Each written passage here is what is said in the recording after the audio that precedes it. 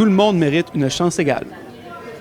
Alors, bonjour Philippe. On sort d'un atelier où on a parlé de la petite enfance, de son rôle dans l'égalité des chances pour la jeunesse québécoise. C'est quoi ce rôle-là exactement?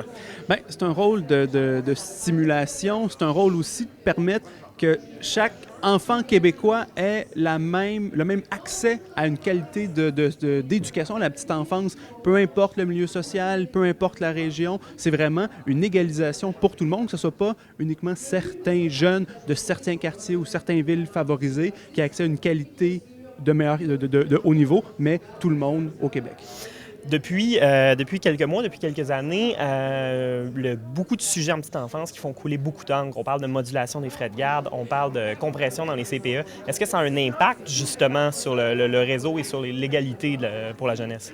Bien, l'impact le plus marqué qu'on voit, surtout depuis 2007-2008, c'est l'explosion, vraiment, un accroissement de l'offre de services privés au Québec. Hein? On a vu, il y a de plus en plus de jeunes à cause du petit baby-boom, à cause du congé parental, des jeunes de 0-5 ans. Il y en a de plus en plus des jeunes qui ont besoin de services de garde. Mais pourtant, il y a une stagnation des offres, des places disponibles en garderie familiale, en CPE, et c'est les places en privé qui prennent la place. Donc, le gouvernement a choisi, depuis 2007, depuis 2008, de répondre aux besoins de services de garde au Québec, mais d'y répondre en laissant se développer une offre de services privés. Puis est-ce qu'il y a un écart de qualité qui est marqué entre justement ces offres de services, ces offres de place en privé versus le réseau public?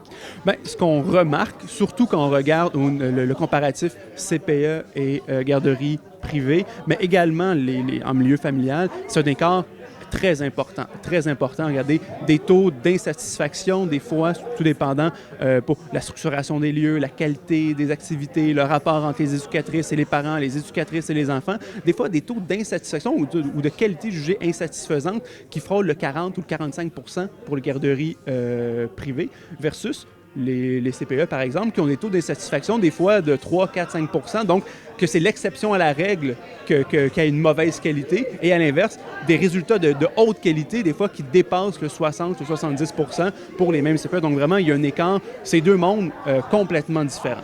Parfait. Merci beaucoup, Philippe. Merci beaucoup.